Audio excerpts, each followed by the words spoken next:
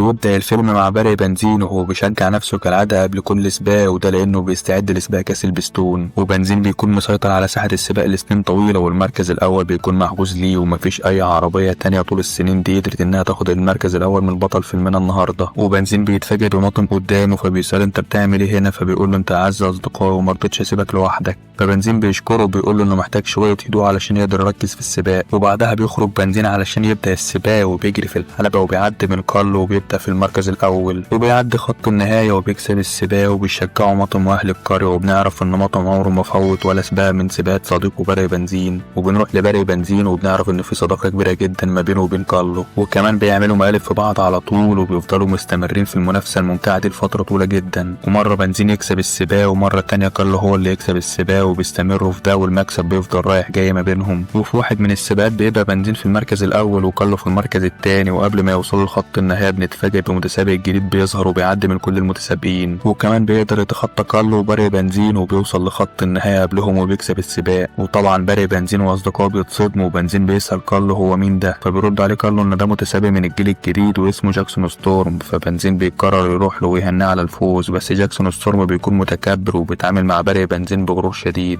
وبيقول لبنزين انه كان مثله الاعلى من زمان لما كان لسه صغير، وبيكون قاصد انه يقلل من باري بنزين وبيسيبه وبيمشي. وبنلاحظ ان باري بنزين متضايق من ده. وبعد كده بنروح لتشيك وبنعرف انه بقى مذيع بعد ما اعتزل السباقات، وبيبقى شمتان في باري بنزين وفرحان علشان خسر السباق، وبيقول انها راحت عليه وان اي حد يقدر انه يهزم باري بنزين وانه قدر يهزمه قبل كده. فالمصور بيبص له بصه كده، وطبعا احنا فاهمين معنى البصه دي كويس. فتشيك بيغير الموضوع وبيرحب بمحللات السباقات والسرعه، وبتبدا بشرح قوه ومهارة ستورم، وبتقول انه من الجيل الجديد وانه ملم بكل التقنيات الحديثة وده بيخلي سرعته مذهلة. وبتشرح ان سبب تفوق ستورم والاجيال الجديدة هي قدرتهم على الاحتفاظ بالسرعة القصوى في المنحنيات على عكس المتسابقين القدام. وجاكسون ستورم قدر انه يحقق ارقام قياسية باستخدام البيانات، وده بيفيد الاجيال الجديدة جدا. وده بيوضح لنا ان عالم السباقات بيتغير، حتى الاساليب في التدريب ومعدات التدريب اتغيرت، وجاكسون ستورم بيستخدم الاساليب الحديثة دي والمعدات زي المحاكي الحديث على عكس باري بنزين اللي لسه بيتمرن على التراب. وبتختم كلامها بان الموسم ده هيكون مليان تشويق وحماس. وبنروح بعد كده لساحة السباق، والمعلقين بيعرفونا ان في 6 عربيات من الجيل الجديد شاركوا في سباق كاس البستون. وبنشوف باري بنزين وهو بيستعد للسباق، وجاكسون ستورم بيبدأ يتكلم معاه، وبنلاحظ انه بيحاول يتلاعب ببنزين نفسيا علشان يخرجه عن تركيزه. والسباق بيبدأ وكل العربيات بتنطلق بأقصى سرعتها، وبنزين بيحاول انه يسبق ستورم، ولكن ستورم بيكون فعلا نجح انه يأثر عليه ويتلاعب بنفسيته، وبيفشل بنزين انه يعدي من جاكسون ستورم وبيخسر السباق. والصحفيون بيسألوا رؤساء الشركة الراعية لبنزين عن رأيهم في اللي بيحصل، وبنزين بيتدخل وبيقول لهم ان دي مجرد كبوة هتعدي وبلاش مبالغة، وانه ما عندوش اي تعليق على اي حاجة. فبيسأله واحد وبيقول له طب مش هتعلق على اعتزال كارل؟ فباري بيتصدم وبيحزن جدا وبيقول له حتى دي ما عنديش عليها تعليق.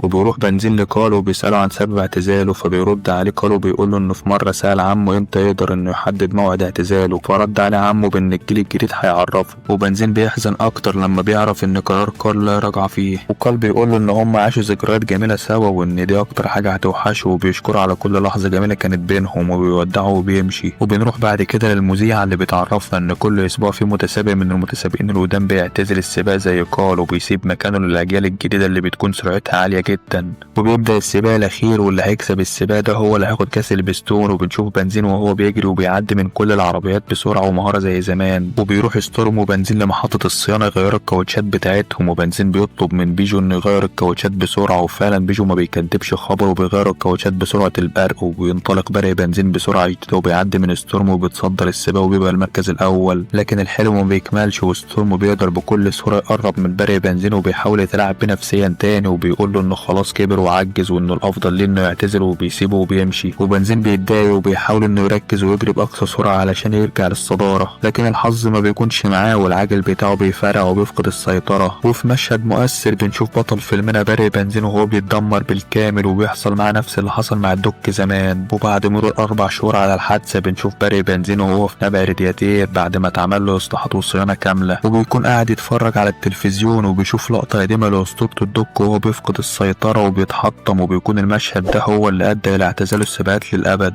وبتيجي سارة علشان تزوره وبتساله على حالته وبتطمن عليه وبتشجعه لما بتقول له انه لازم يرجع للتدريبات ويسابق من تاني، لكن المره دي باستخدام اساليب حديثه وتقنيات تقنيات متطورة علشان يتمكن من المنافسة ويرجع زي ما كان في الماضي. لكن بنزين بيتردد وبيرفض وبيوضح انه خايف من الفشل، فبترد عليه سالي وبتقول له ما تخافش من الفشل، لان الفشل هو الطريق اللي بنتعلم منه ازاي نوصل للنجاح، وبتأكد له انه قدامه فرصة تانية يثبت للعالم سرعته ومهارته. وبنلاحظ ان كلامها جاب معاه نتيجة وحمسه، وبيقرر برق بنزين يرجع للسباقات من تاني وهو قدامه هدف واحد بس، وهو انه يهزم ستورم. وبيروح برق بنزين يشكر اهل القرية كلهم على دعمهم ووقوفهم جنبه، وبيفرحوا كلهم لما بيعرفوا انه هيرجع للسباقات من تاني. بعدها بنزين بيتواصل مع مديرين شركة مزيل الصدى وبيعرفهم انه قرر يرجع للسباقات، وانه محتاج يتدرب بأحدث الادوات والاساليب المتطورة علشان يكون مستعد على مواجهة ستورم والتفوق عليه. فبيفرح المديرين بالخبر وبيتفقوا معاه ان هم يتقابلوا بكرة الصبح علشان محضرين لمفاجأة. فباري بيستعد للسفر وبيطلب يغير لونه ويرجع لشكله المعتاد، وبيركب المقطورة وبيودع سالي ومطم واهل القرية كلهم اللي بيودعهم كمان قبل ما يمشي. وبيوصل جازو مع باري لمقر شركة مزيل الصدى، لكن المرة دي بيكون المكان متطور على الاخر. وباري بينزل من المقطورة وبيدخل الشركة وبيتصدم من اول ما بيشوف تمثال ضخم على شكل رقمه الشهير. وبيقابل مديرين الشركة القدام واللي بيقولوا له ان هم اضطروا يبيعوا الشركة لواحد ملياردير وبيكون اسمه ستيرلينج علشان ما يقدروش يوفروا له الاجهزة والتقنيات الجديدة اللي محتاجها. وساعتها بيظهر ستيرلينج الملك الجديد للشركة وبيرحب ببرق بحماس وبيقول له انه كان من اشد المعجبين بيه طول عمره. وبرق بنزين بيشكر المديرين القدام على كل اللي عملوه معاه وبيودعهم وهم ماشيين. وبعدها بيبدأ يستكشف المكان وبينبهر من كمية الصور والبوسترات بتاعته المتعلقة على الحيطان. وستيرلينج بياخده وبيغيره شكله شوية، وبعدها يوري له مركز التدريبات الجديد اللي بيتمرن فيه المتسابقين. وبرق عينه تلمع اول ما يشوف جهاز المحاكاة للسيارات الحديثة بتستخدمه. وهناك بيتعرف على كروز واللي بتكون المدربة المسؤولة عن تدريب المتسابقين، واللي بترحب ببنزين بحماس وبتقول انها متحمسة تدربه. والتدريب بيبدأ، لكن كروز بتخليه يتدرب تدريبات غريبة بالنسبة له لدرجة ان هي بتخليه يرقص. وطبعا برق بنزين بيتضايق من الحركات دي وبيسيبها علشان يجرب جهاز المحاكاة بنفسه. وكروز بتحذره انه مش جاهز لسه وانه لازم يتدرب عليه، لكن برق بيعاند ويصر انه يجرب. واول ما بيشغل الجهاز بينطلق باقصى سرعة، لكن فجأة بيفقد السيطرة وبيخبط في الجدران والعجل بتاعه بيتفك وبيدخل بسرعة شديدة في الجهاز والجهاز نفسه بيتدمر. وبرق بنزين بيروح لستيرلينج عشان يعتذر له، لكن ستيرلينج ما بيكونش زعلان وبياخده يوريله كمية المنتجات اللي عليها صورته وبيقول له ان هو مش هيخليه يشارك في السباق اللي جاي لان سرعته اقل من المطلوب، وانه شايف فرصة انه يبقى اكبر علامة تجارية في العالم ويكسبوا ملايين من بيع المنتجات دي. وبنزين بيرفض العرض وبيترجى انه يديله فرصة يشارك في السباق، وبيقول له ان المتعة في السباق مش في البيزنس. وبيقترح عليه اتفاق وهو انه لو خسر يبيع المنتجات دي برضه، لكن لو كسب يفضل يتسابق لحد ما يقرر هو بنفسه موعد اعتزاله. فستيرلينج بيوافق لكن بشرط ان كروز تبقى معاه في كل تدريباته. وتاني يوم بيروح برق بنزين مع لويجي وبيجو، وطبعا كروز اللي بتبقى عايزة بنزين يتدرب على الجهاز علشان تتابع سرعته. فبنزين بيقولها مستحيل اعمل كده، انا هدف امرمخ كاوتشاتي في الرمل، عايز سباق حقيقي، انا لا يمكن اجري على الجهاز واسيب الرملة والمساحة دي كلها. وبيبدأ برق بنزين يتدرب على الشاطئ وبيطلب من كروز تبقى قريبة منه علشان تراقب سرعته. وبنزين ينطلق باقصى ما عنده، لكن فجأة يقف لما يلاحظ ان كروز مش عارفة تتحرك كويس على الرملة. فبيقرب منها وبيبدأ ينصحها بان الرملة مش بتحب السرعة الزيادة، وبيقضي معاها اليوم كله يعلمها ازاي تمشي وتتحرك في الرملة من غير ما تتعطل. وبيبدأ يشرح ليها انها تلتزم بخط رملة مضغوط، وانها لو قللت العزم هتفقد السيطرة. وبعد محاولات كتير كروز اخيرا تقدر تجري بسرعة كويسة، بس بتقف مرة واحدة. ولما بنزين بيسألها وقفت ليه، بتقول له ان كان في كابوريا بتعدي فوقفت علشان تفاديها علشان شكلها كيوت خالص. فبنزين بيتعصب عليها اكتر وبيقول لها ده اخر فرصة ليكي قبل ما الدنيا تضلم، وبيقعد يعيد عليها النصايح من تاني وبيقول لها دلوقتي كل الكابوريات نامت في 7 نومة. وبيبدأوا السباق واخيرا بينجحوا، لكن سرعة برق بنزين بتكون 198 ميل في الساعة بس، وانه لسه ابطأ من ستورم. ساعتها بيقرروا يغيروا الخطة ويروحوا حلبة السباق علشان يتمرنوا هناك.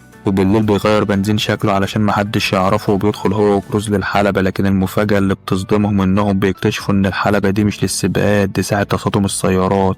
وفجأة المتسابقين بيدخلوا والجو بيتحول لفوضى وكل العربيات بتحاول تطاردهم علشان تدمرهم. وبنزين بيحاول يحمي كروز وسط الزحمة وفعلا ينقذها في آخر لحظة من عربية ضخمة كانت هتخبطها. وساعتها الباص العملاق بيتعصب من بنزين وبينطلق عليه بسرعة جنونية علشان يخبطه، لكن برق بمهارة عالية بيتفاداه وبيخليه يطير في الهواء ويخرج بره الحلبة. وفي وسط الفوضى دي كروز تفضل هي العربية الوحيدة اللي لسه بتتحرك، وده بيخليها تفوز بالسباق. لكن وهي بتجري بتخبط في عربية تانية وبتتقلب وبيخرج من العربية دي مية، والمية دي بتوصل لبنزين وبترجعه لشكله الطبيعي، والجمهور كله بيفرح أول ما يشوفه، والخبر بينتشر بسرعة على التلفزيون وكل القنوات تتكلم عن اللي حصل في الحلبة. وكروز بتكون طايرة من الفرحة لأن ده أول مرة في حياتها تكسب جايزة، لكن فرحتها ما كملتش لأن بنزين بدأ يزعق لها ويلومها وقال لها إنها السبب في تأخره، وإن وقته كله بيروح في إنه يساعدها بدل ما يركز على تدريبه، وإن ده آخر فرصة ليه، وإنه لو خسر مش هيتسابق تاني أبدا، وإنها مش مقدرة أي حاجة من الكلام ده لأنها مدربة، ولو كانت متسابقة كانت فهمت اللي يقصده. والكاس بتاعها بيقع بالغلط وبيتكسر، فكروز وشها بيتغير وبتزعل جامد وبتطلب من جاز إنه يقف، وبتخرج من المطار وهي متضايقة، وقبل ما تمشي بتقول إنها طول عمرها بتحلم تبقى متسابقة وإن هو السبب في الحلم ده، لكن أهلها حطموا طموحها وقالوا لها إنها مستحيل تبقى متسابقة حقيقية مع إنها كانت أسرع عربية في مدينتهم، وفضلت مستنية الفرصة اللي تثبت فيها موهبتها، لكن للأسف ما جاتش، وفي الآخر اضطرت تشتغل مدربة للمتسابقين بدل ما تبقى واحدة منهم. وبتبلغوا إن هي راجعة لمركز التدريب، لكن قبل ما تمشي بتسأله كان إيه إحساسك في أول سباق ليك في حياتك وإزاي عرفت إنك هتنجح، ورد عليها إنه ما يعرفش لأن عمر الفشل ما خطر على باله ولا فكر فيه، فبتقوله إن هي كان نفسها تجرب الإحساس ده وبتسيبه وبتمشي. بعدها بنشوف باري بنزين وهو في المقطورة بيتابع الأخبار وبيعرف إن ستورم كسر رقم قياسي جديد بسرعة 210 ميل في الساعة، والمذيعين بيقولوا إن فرصة فوز ستورم في السباق وصلت ل 95%، وتشيك ما بيضيعش الفرصة وبيسخر من بنزين بسبب اللي حصل في حلبة التصادم، والمذيعة بتأكد إن فوز باري بنزين شبه مستحيل لأن سرعته أقل بكتير من ستورم، وباري بيحس بالإحباط وبيتصل بصاحبه مالطم وبيقوله إنه بيفكر إنه ينسحب لأن سرعته بتقل ومش بيقدر يعمل أي تقدم، وبيتمنى لو كان الدوك لسه عايش علشان يقدر يساعده. فهنا مالطم بتجيله فكرة وبيقوله طب ما تروح لسموك المدرب بتاع الدوك يمكن يعرف يفيدك، فباري بيفرح وبيتحمس للفكرة وبيقرر يروح له فورا، وقبل ما يمشي بيرجع لكروز وبيديها الكاس بعد ما صلحه وبيعتذر لها عن تصرفه، وبيبلغها ان هم رايحين سوا لسموك علشان يدربهم ويساعدهم، وجاز بياخد بنزين وكروز وبيوصلوا لقرية الدوك، وهم في الطريق بيعدوا على يافطة فبيطلب بنزين من جاز انه يقف، وبينزل يبص على اليافطة اللي بتكون عليها صورة الدوك، وكروز بتقف جنبه، ولما بتشوف الدوك بتسأله إذا كان ده مدربه فبيقول لها أيوة، وكمان بيقول لها تحب تجربه من مارس ده أعظم متسابق في التاريخ، فبتتحمس وبتقول له طبعا، وبيدخلوا حلبة السباق اللي كان الدوك بيتدرب فيها زمان، وبنزين بينطلق بسرعة وبيفرمل على التراب وبيلف بحركة استعراضية، وكروز بتقلده وتعمل نفس الحركة، وفجأة بنزين بيفرمل وبيقف لما بيشوف سموك المدرب القديم اللي بيرحب بيهم في الحلبة، وسموك ياخدهم يتعرفوا على مجموعة من المتسابقين القدام اللي بيستقبلوا بنزين وكروز بحماس، وسموك بيبدأ يحكي حكاية للدوك وبيقول انه كان اسرع عربية سباق لحد ما ظهر متسابق اسرع منه، وفي محاولة الدوك لتجاوزه والمتسابق ده خبطه في الحيط، لكن الدوك بحركة اسطورية نطه من فوق وعداه وفاز بالسباق. وباري بيفرح لما بيسمع الحكاية دي لكنه بيقلق وبيقول لسموك انه لو خسر السباق اللي جاي حياته هتنتهي ومش هيسابق تاني ومش هيكون سعيد زي الدوك. فهنا سموكو بياخدوا للجراج وهناك بيشوفوا صور كتير لباري بنزين وهو بيتدرب مع الدوك، وسموكو بيقول له الدوك كان مبسوط وهو متسابق لكنه كان سعيد اكتر لما كان بيدربه، فالكلام ده بيخلي بنزين يفتكر ذكرياته الحلوه مع الدوك وبيدرك انه فعلا كان سعيد في الفتره دي. بعدها بيبدا سموكو تدريباته القويه لبنزين وكروز في الحلبه القديمه وبيخلوهم يجروا وسط الجرارات علشان يتعلموا ازاي يتفادوا المتسابقين من غير ما يلمسوهم، والايام بتعدي ومستواهم بيتحسن بشكل واضح وادائهم بيبقى اقوى من الاول، وفي ليله من الليالي بيجروا في الغابه من غير اي اضاءه وهم مستمتعين بالتدريب، وساعتها بيقرروا يعملوا سباق تجريبي بينهم، والسباق بيبدا وباري بينطلق باقصى سرعه علشان يسبق كروز وبيقرب منها لحد ما يعديها، لكن كروز بترد بسرعه مجنونه وتسبق باري بنزين وتفوز بالسباق، فبنزين بيحس بالاحباط لانه ما قدرش يفوز على كروز فازاي هيفوز على ستورم، وفي الاخر بيشكر سموكو المتسابقين القدام على كل اللي عملوه معاه وبيستعد للانطلاق علشان يشارك في سباق كاس البستون. وفي الحلبه المذيعه بتعلن بكل ثقه ان ستورم هو اسرع عربيه سباق وسط كل المتسابقين وان فرصته في الفوز شبه مضمونه، وبنرجع لباري اللي وصل للحلبة وبيروح يشكر ماطم وسارع على حضورهم علشان يشجعوه، والعربيات بتبدأ تستعد وباري بياخد مكانه وسموكو بيكلمه في السماعة وبيقول له الدوك كان هيبقى فخور بيك مهما حصل النهارده، والسباق بيبدأ والعربيات بتخرج بأقصى سرعة وباري بيندفع للأمام وبيعدي من المتسابقين بسرعة زي ما اتدرب بالظبط،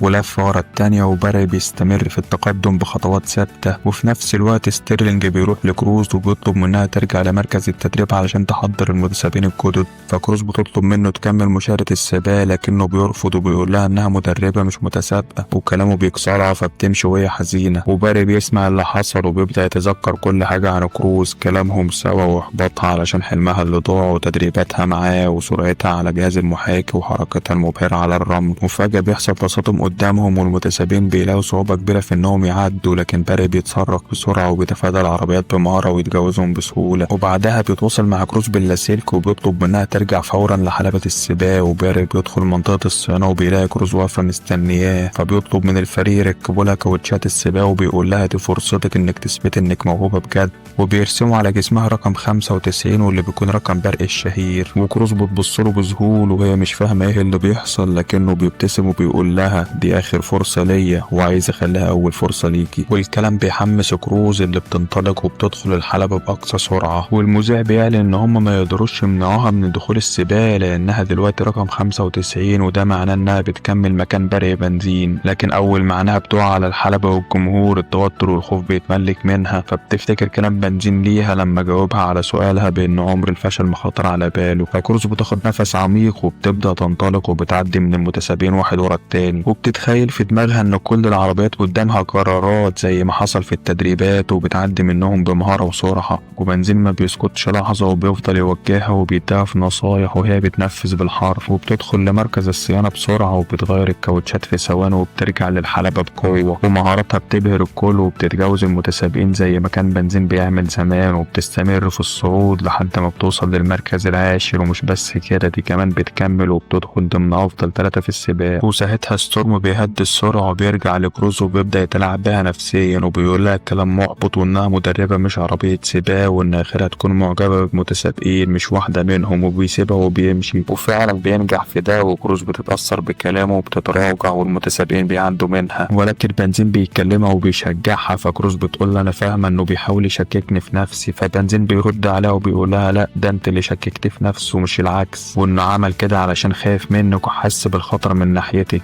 وانك لازم تكملي وتستعيدي تركيزك وما تضيعيش الفرصة دي من ايدك يا كروز. فبتتحمس كروز تاني وبتبدأ انها تجري باقصى سرعتها وهي قدامها هدف واحد بس، وبتعدي من كل المتسابقين. وستورم بيسأل مدربه في السماعة هي كروز فين دلوقتي، فبيتصدم من الرد لما بيعرف انها في المركز التاني وكمان لازقة فيه. وبتتقلب الآية وبنشوف كروز وهي اللي بتتلاعب نفسيا بستورم وبتقول له شد حيلك لانك بطيء جدا وشكلك عجزت بدري وان المركز الاول ده كبير عليك واخرك المركز اللي قبل الاخير. ومن حسن حظ ستورم ان بنزين شال كروز عنه قبل ما تخلص عليه وبيقول لها ان ده اخر لفه ولازم تفوز بالسباق ده. وكروز بتحاول تعدي من ستورم بس ستورم بيكون لسه خبيث وبيزنق عليها في الجدار علشان ما تعديش. بس بنتفاجئ كلنا بكروز وهي بتنط في الهواء وبتعدي من ستورم بحركه مدهشه زي الدك زمان وبتكسب السباق. والجمهور كله بيهتف باسم كروز اللي بتكون طايرة من الفرحة. وبيفرح بنزين أكتر لما بيشوف صورته مع كروز في المركز الأول، وده لأنه هو اللي كان بادئ السباق. وبكده كروز بتكون حققت حلم بنزين، مش بس إنها كسبت السباق ده، كمان لأن مدير شركة مودوركو بيعرض عليها تكون المتسابقة الجديدة باسم الشركة. وبيفرح بنزين بالخبر ده وبيشكرها على مجهودها. وبعد فترة من الزمن بنشوف بنزين وهو مغير شكله عشان يكون شبه الدك، وبنعرف إنه بقى المدرب المسؤول عن كروز. وبيجهزوا هما الاتنين لكتابة التاريخ مرة تانية. وهنا بنعرف ان القصة ما كانتش بس عن سباق عربيات، دي كانت عن شغف وإيمان ونقل الثقة للجيل الجديد. وكروز أثبتت لنفسها قبل أي حد إنها تقدر، وكمان بنزين أدرك إن قيمته مش بس في فوزه لكن في قدرته على إلهام غيره. وفي نهاية الفيلم بتقف كروز جنب مدربها وهم عارفين إن المشوار لسه في أوله وإن كل لفة جديدة هي فرصة جديدة للانتصار. المجد مش دايم لكن الأسطورة هي اللي بتعيش. أشوفكم في فيديو جديد، سلام.